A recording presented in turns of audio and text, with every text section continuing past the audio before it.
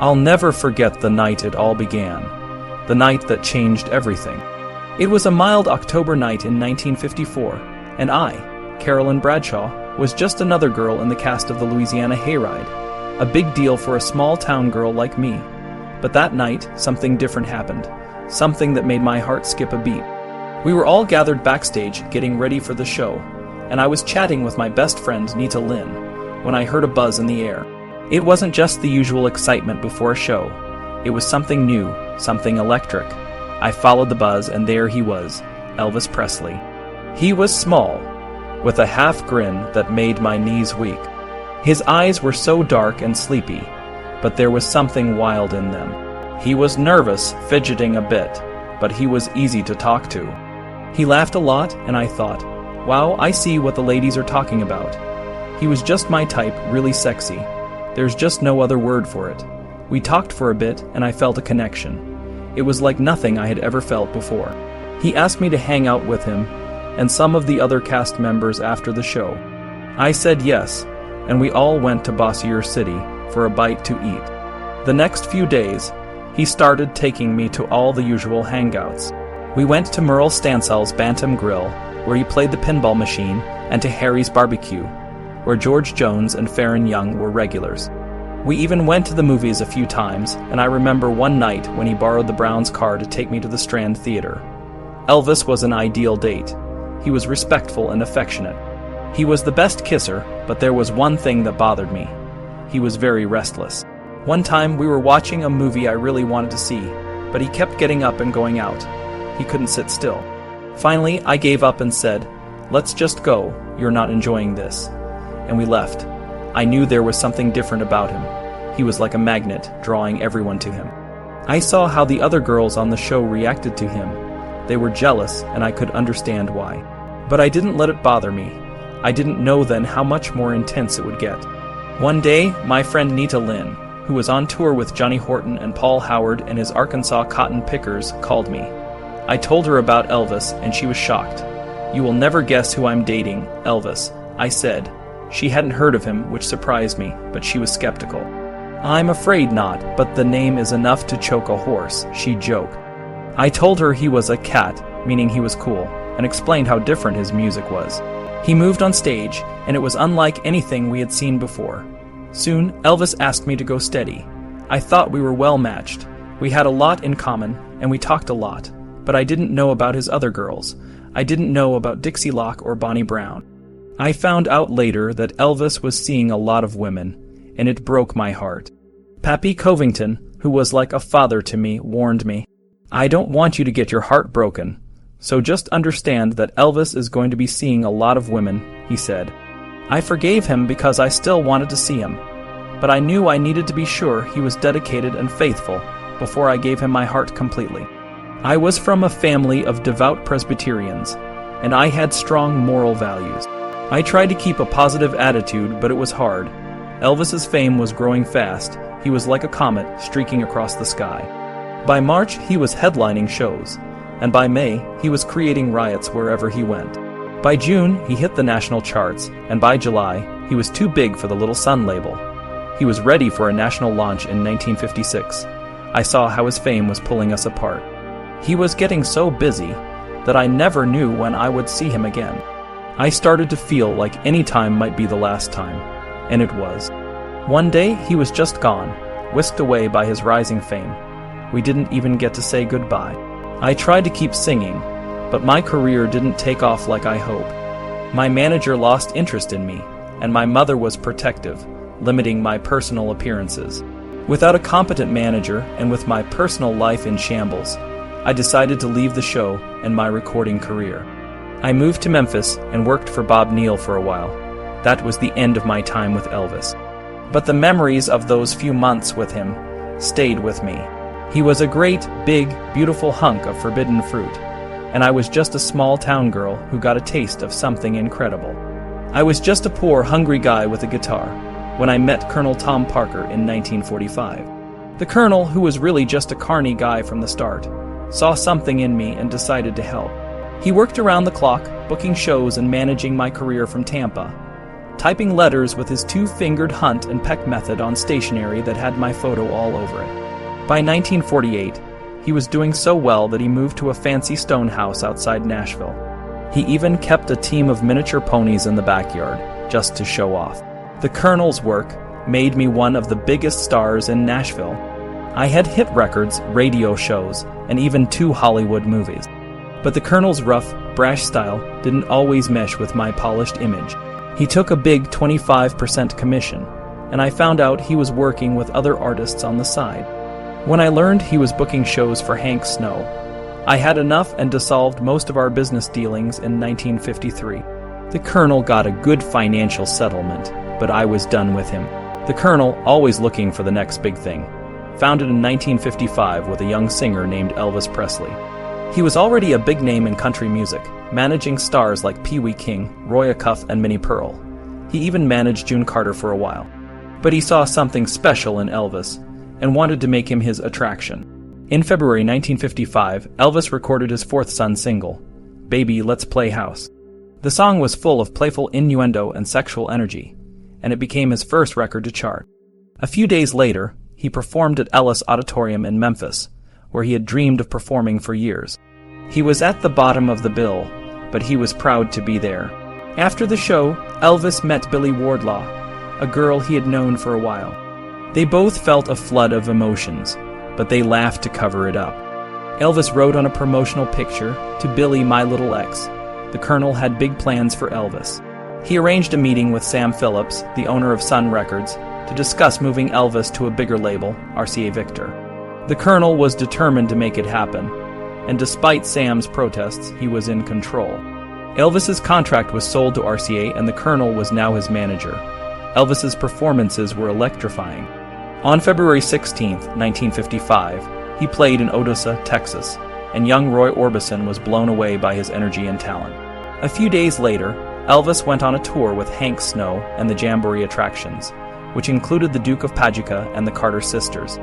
Anita Carter, who played stand-up bass and sang soprano, was amazed by Elvis's fevered gyrations and the crowd's reactions. The girls would try to tear his clothes off every night, and his buttons were always gone. Anita's mother had to take buttons from all their clothes to keep Elvis buttoned up. Elvis had a crush on Anita and would do anything to get her attention. During a show in Jacksonville, Florida, he collapsed after his performance, and Anita held his head in her lap. The Colonel called an ambulance, but Elvis was actually just exhausted. He later told his friends he faked the collapse to get close to Anita, but it wasn't true. He was really sick and needed a shot from the doctor. Anita faked her own collapse later, but their relationship never went beyond flirtation. Elvis then turned his attention to June Carter, whose marriage to Carl Smith was in trouble, but June wasn't interested. Elvis got a crush on whoever was handy, she said. He liked women, but he couldn't have any woman he saw. I decided I wouldn't touch him with a 10-foot pole. One night, Elvis and his friend Red broke into June's house in Madison, Tennessee, while she was away. They made a mess of her kitchen and slept in her bed. When Carl came home, he found the broken window and the mess.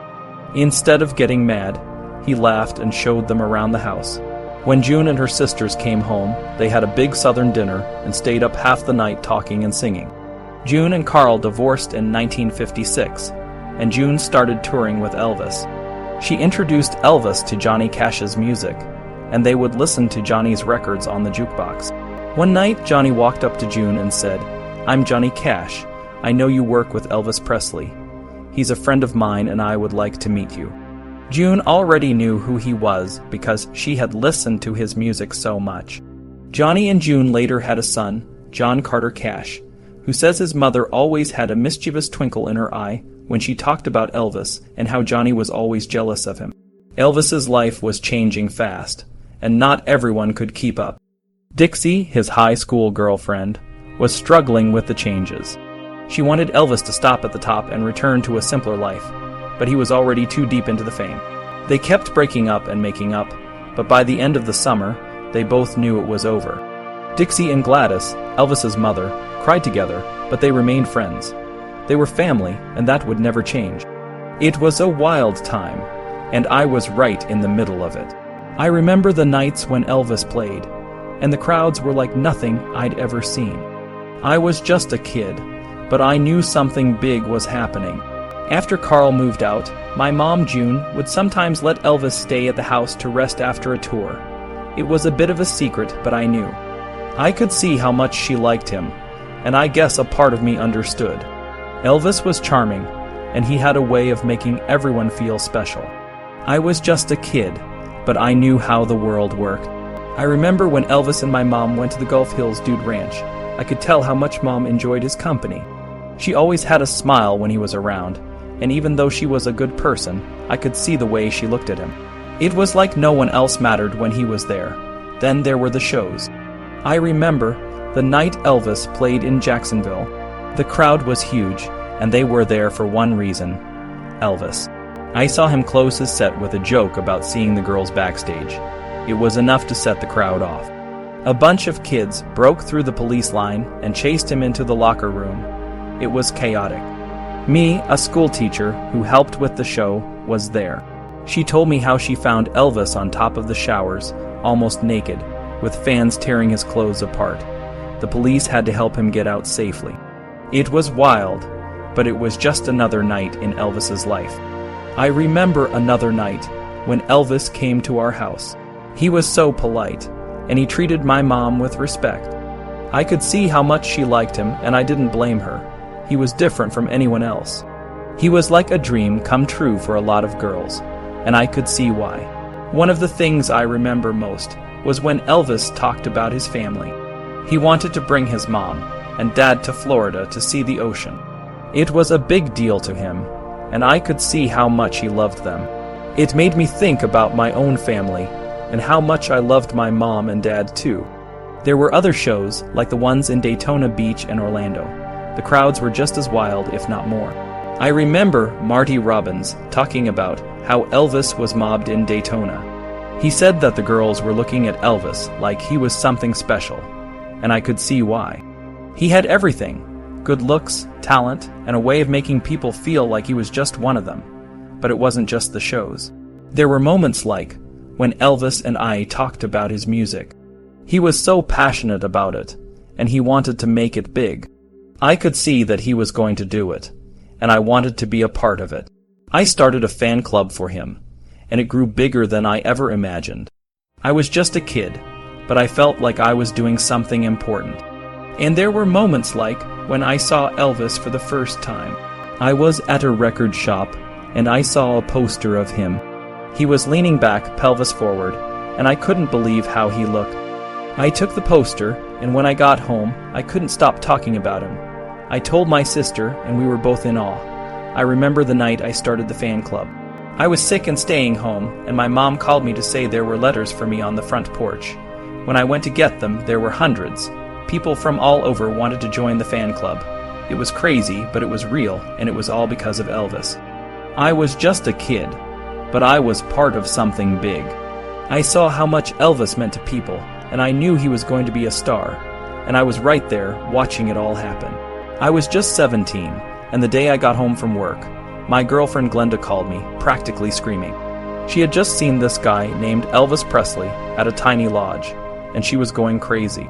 She said it was wall-to-wall females, and she couldn't get close enough to really see him. But he was going to be at the Airmen's Club at Keesler Air Force Base that night and the next, and she wanted me to go with her. I thought about it for a minute. I had a steady boyfriend, Norby, who was 6'4", and you were supposed to be 18 to get into the club. But I had already heard other people saying, "You need to go and see him," so I caved. I called Norby and told him I had to go somewhere with my friend, and we'd be late getting home. The first time I heard Elvis, I was listening to the radio.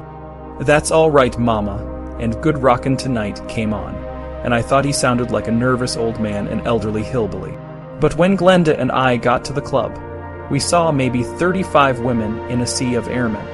We picked a table right by the stage, and Glenda kept saying, "Wait until you see this guy, he's so good looking." I was skeptical, but when he finally came out, my jaw dropped. He was the most gorgeous thing I had ever seen. Elvis noticed me too. My suntan stood out in my white dress as I danced. I didn't go over to him during intermission, but when we passed by, He and I exchanged a quick glance. As we made our way back to the table, Elvis reached through the crowd and grabbed my arm. "Where are you going? You're not leaving, are you?" I looked into his face for the first time. He had big, dreamy eyes, and he didn't look like anyone I had ever seen. His voice was playful and seductive, a mix of little boy charm and adult sensuality, but he also seemed like a gentleman. "No," I said, "I'm going back to my table. I get through here in about an hour. Will you stay until I get off? Then you can show me the town." I felt goosebumps, but I didn't want to show it. I hadn't even kissed on a first date, and I didn't want to send the wrong message. "Well," I said, "Biloxi is such a small town, there's really nothing to see." "Oh, really? Well, show me what there is to see." He promised he'd take good care of me, and he could see by the look on my face that I thought it was all happening too quickly. In this business, if I meet somebody and I don't make a fast move, I'm not going to make a move at all. I may never see you again. I was excited and scared, but I heard myself say okay. After his second set, he loaded up his equipment and pulled around front in his parents' pink and black Crown Victoria with a base strapped on the top. It looked like a tank with a gun turret. He said he had to go back to the motel to change, and when we got there, he didn't invite me in. "The room's a mess," he said. I waited in the car, and then Scotty and Bill came out and stood on either side of the car, getting the bass down. It frightened me a bit, but then Elvis came out, and we went to Gus Stevens' restaurant to see a comedian. We stayed a long time, just listening to music, but we were both underage, so we left before anyone found out. We parked at the pier at the White House Hotel and talked and smooched. He took my hand and we walked. He kissed my neck, and I felt a shock of electricity. He promised he wouldn't hurt me and kissed me tenderly, first my forehead, then my eyes, my nose, and finally my lips. I kissed him back, and it felt like there was a future in it. "Where did you learn to kiss?" he asked, surprised at my passion. "I was just getting ready to ask you the same thing," I said. It was soft, full lips, nothing too sloppy. It started small, and then got bigger, and then went little again before ending with a lot of eye contact. We talked and smooched and talked some more, and I thought about what my mother always told me about being in a compromised position. I asked what time it was, and it was past my curfew. Oh my God, my mother's going to kill me. I'm always home by midnight. We parked outside my mother's house, and it was just supposed to be for a minute. "Do you have to go in?" he asked, hoping I didn't. "Well, not yet," I told him. "But if that light comes on right there in the corner of the house, I've got to run." The light never blinked, but I knew my mother was watching. I just wanted to talk to him. It was 6 a.m. when I finally got out of the car, an 8-hour date. By that time, we had talked about everything. He was shocked that my parents were divorced and told me all about his twin, who died at birth. "By the way," I said, "what's your real name?" "What do you mean my real name? My name is Elvis Aaron Presley." I'd never met anyone like him. I couldn't sleep, thinking about his face, the way it looked the first time I saw it up close. I wasn't sure what I was feeling, but it was wonderful, and I wished I could keep it forever. He said he had shows in Mobile, but he would call when he got back to Memphis. But each time he called, some guy answered, and Elvis didn't know it was my brother, Jerry, who didn't tell me. I didn't tell anyone about my date with Elvis. It was too surreal, and I wanted it all to have meant as much to him as it did to me. Over and over, lying in bed, I heard what he said about performing, how it felt to walk out on stage and have the entire place go wild, to shake all over and have all the girls screaming. "I can't explain it," he said. "Maybe something like sex, but not exactly." Gosh, I thought that many orgasms would kill a person. I was born Tura Luna Pascual Yamaguchi in 1938, and my life was anything but ordinary. My dad was a silent film actor with Japanese and Filipino roots, and my mom was a Native American circus performer. My early years were spent in Manzanar, a Japanese internment camp near Lone Pine, California. It was a tough place, but it made me strong. After World War II, we moved to the west side of Chicago. I was different from most Asian girls. I had a voluptuous figure and I blossomed early. At 10, while walking home from school, I was gang raped by 5 boys in an alley. It was a hate crime, and the police and judge didn't care. They sent me to reform school, calling me a juvenile delinquent for tempting those boys. It was a nightmare. but my dad taught me martial arts to protect myself. I became the leader of a girl gang, and we made sure the streets were safe for women. At 13, I was 5'7" and already married to a 17-year-old named John Satana, but I couldn't stay in one place. 9 months later, I was in Los Angeles, modeling bathing suits and posing nude for Harold Lloyd, a famous silent screen comic. By night, I worked as a cigarette girl at the Trocadero on the Sunset Strip. I loved the nightlife and the attention. Soon, I was back in Chicago, dancing in clubs. I started as an interpretive dancer, but when I was offered more money to strip, I took it.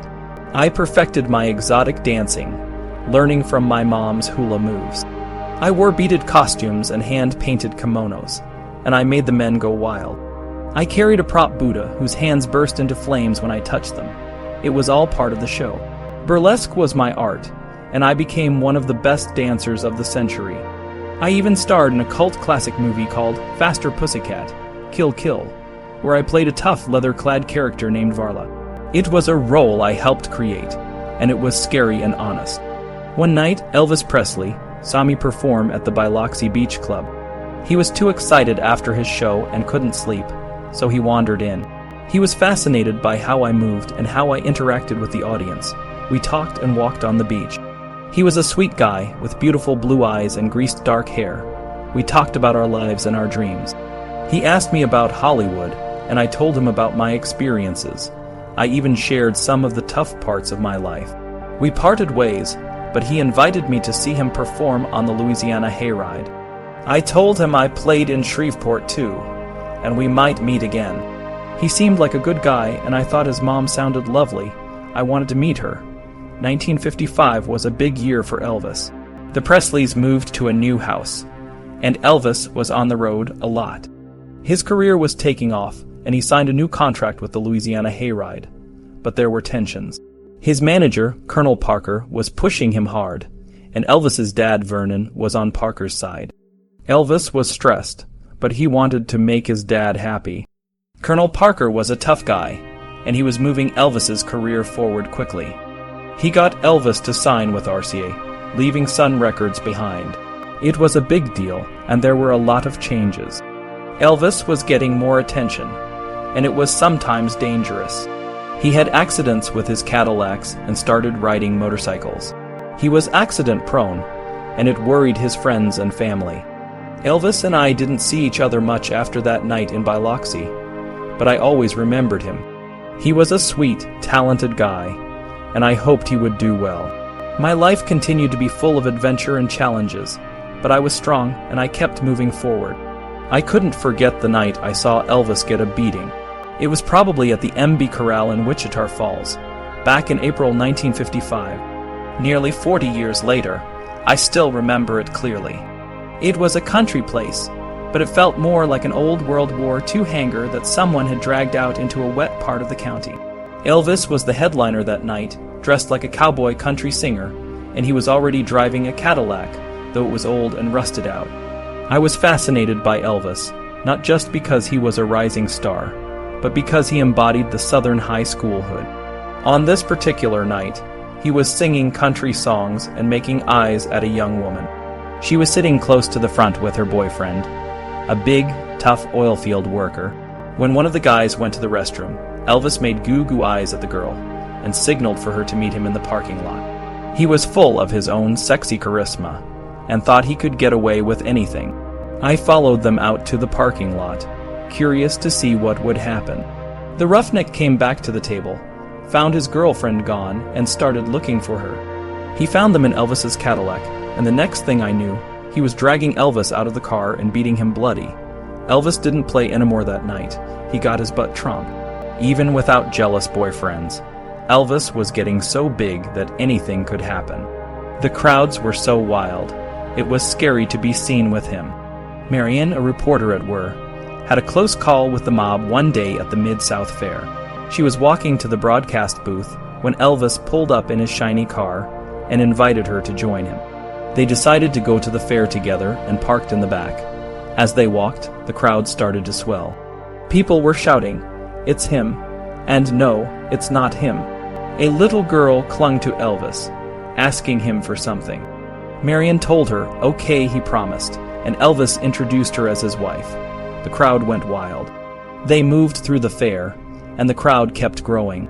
Marion lost 3 teddy bears that Elvis won for her because the little girl kept snatching them. The crowd got so thick that Marion was pressed against a booth, and her shin bones were about to crack. They had to jump over the counter and race to the front gate. A police car whisked them away to Elvis's car. Marion was bruised and battered and never wanted to be seen with Elvis in public again. By 1956, Elvis was a national sensation. He celebrated his 21st birthday, flew home to Memphis, and insured his pink and black Cadillac. He was taking care of business and being responsible, but he was still the eternal boy, the pure eternist. He was fun-loving and playful, but he never really grew up in his relationships with women. On January 10, 1956, Elvis recorded his first RCA sides in Nashville.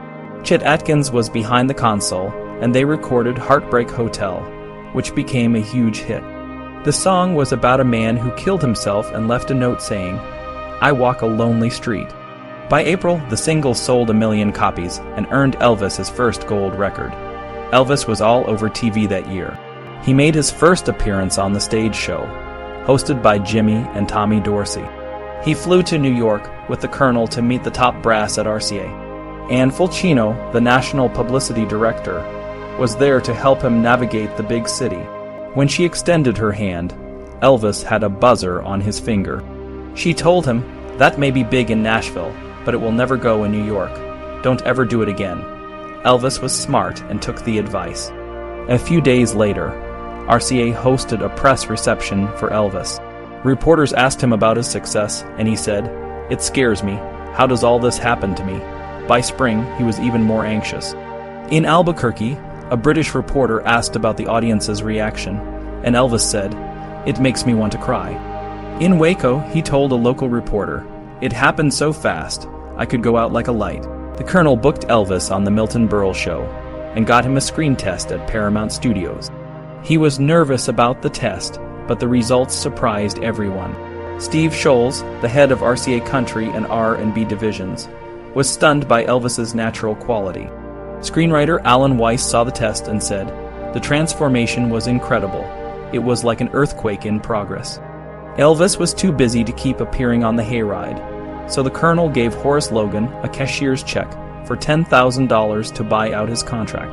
Logan was getting a bargain because, by the time of the special charity show in December, Elvis would be so big that they'd have to hold it somewhere else. The girls would tear the place down. Elvis told reporters in Lexington, Kentucky, that the whirlwind of his rising fame felt like a dream. He was starting to sound more hopeful, partly because he had a new friend in Joe Hazen, Hal Wallis' business partner. Joe was really excited about Elvis's potential as an actor, and wrote a memo to Wallis saying that even though Elvis's rise was crazy, he had a lot of potential as an actor. Elvis was over the moon, because he hoped he wouldn't have to sing in his movies. He told Wallis, "My dream has always been to become a good movie actor, sir." In March, feeling good about his future in films, and with the Colonel's promise to turn his $1 million worth of talent into $1 million, Elvis bought a house for himself and his parents. It was a single-story, ranch-style house at 1034 Audubon Drive in a fancy neighborhood near Memphis State University.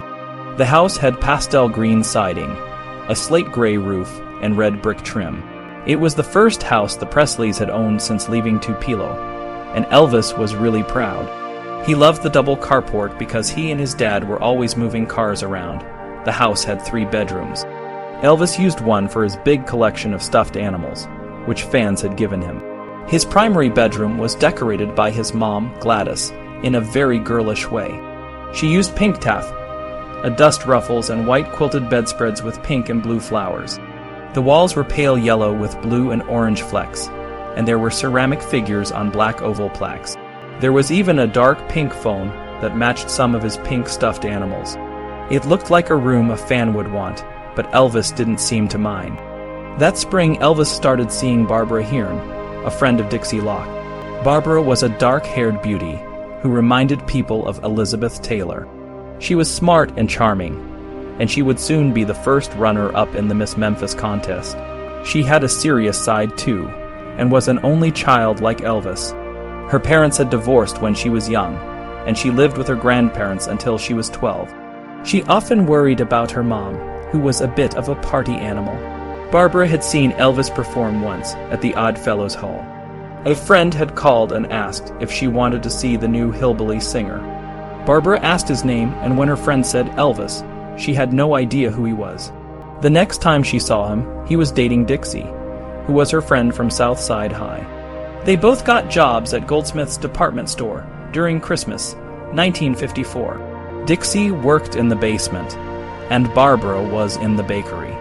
One day, Barbara accidentally shot a loaf of French bread across the main floor with the bread slicer, and she ended up in the basement with Dixie. Dixie told Barbara that her boyfriend, Elvis, might give her a ride home. When a huge Lincoln pulled up, Barbara was surprised to see it was Elvis. From then on, he often gave her rides, and she started visiting his family on Alabama Street. She liked the Presleys and even his grandmother, who was a great old lady. Vernon was more standoffish, but he once bought hamburgers for everyone, which made Barbara feel at home. Barbara was dating Ronald Smith, the musician who had suggested Elvis try out for Eddie Bond's band. But by early 1956, both Elvis and Barbara had broken up with their partners. She was now working as an advertising copywriter, and sometimes did live TV commercials for the jewelry store. One night, while she was at the TV station, Elvis dropped by to visit his friend George Klein. He peeked into the studio and watched her. When she came out, he asked about Dixie, and Barbara said she hadn't seen her since school. Elvis took this to mean she was free to date him. They went to the variety club, and it was empty. They had a Coke and talked, and Elvis seemed really interested in her. Elvis called her from his tour, and they started dating. Unlike other girls, Barbara wasn't obsessed with his stage moves. She liked the way he kissed, and thought he was funny and personable. He was always surprising her, like when he drove up next to her bus and had the driver stop so she could hop off and go with him. Sometimes they rode on his motorcycle. Their dates were typical, going to the fairgrounds, watching movies, and driving around for burgers and cokes. They talked a lot about music, listened to the radio, and played songs on the organ. Elvis tried to get Barbara to sing with him, but she couldn't carry a tune. When he was away, Gladys would call and ask her to visit. Gladys was often sad and worried about Elvis, and she started taking diet pills and drinking heavily. Gladys was always nervous about the fans and the neighbors, who complained about everything. She was afraid someone would hurt Elvis, and she worried about jealous boyfriends. When Elvis and Barbara went out, she would call to make sure they were safe. Vernon was still distant and wanted to open a used car lot. He and Barbara helped answer Elvis's fan mail, which came in big sacks. Barbara wrote most of it and signed Elvis's name. Barbara and Gladys would go for Sunday drives and talk a lot. Gladys wanted Elvis to get married and have children. One night at dinner, Elvis gave Barbara a ring. She was scared it was an engagement ring, but it was just a black onyx with diamonds.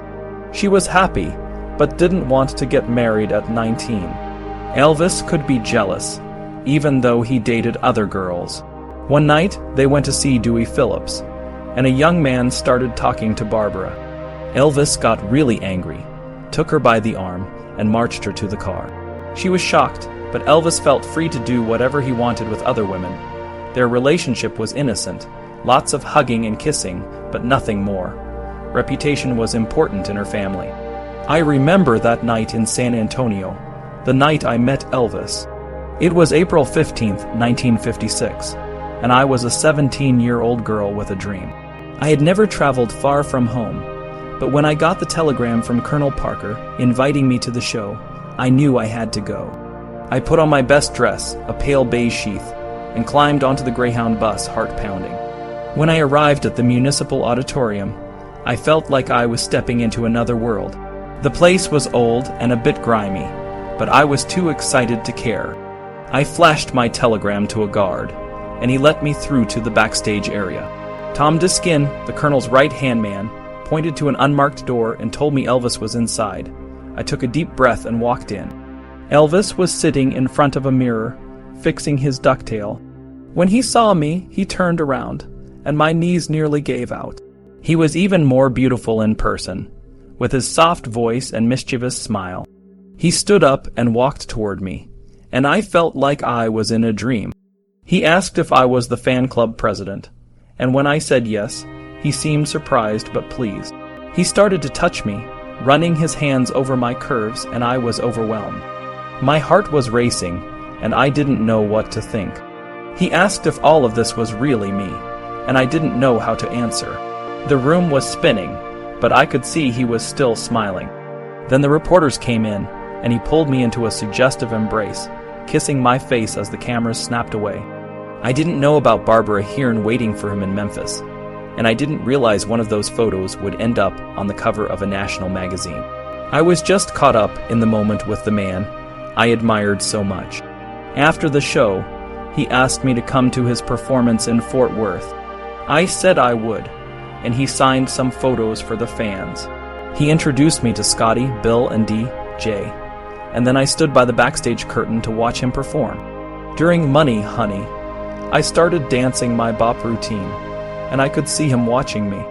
When he came off stage, he was amazed and asked where I learned to dance like that. I showed him some of the steps, and he picked them up quickly. It was a special moment, teaching the Memphis Flash how to dance. Elvis played in Las Vegas a few weeks later, and it was a rough start. The audience wasn't made up of teenagers like me, and he was out of his element. But I was there, and he made me feel special. I went to several of his shows, and he would sing to me, making me feel like I was the only one in the room. I even got to spend some time with him at the last Frontier Village Penny Arcade, where we took photos and made a little recording. It was like we were just two kids having fun. Looking back, those moments with Elvis were some of the best days of my life. I was a part of his journey, even if it was just for a short time. He was a complex person with different sides to him, but he had a way of making you feel like you were the most important person in the world, and in those moments I was.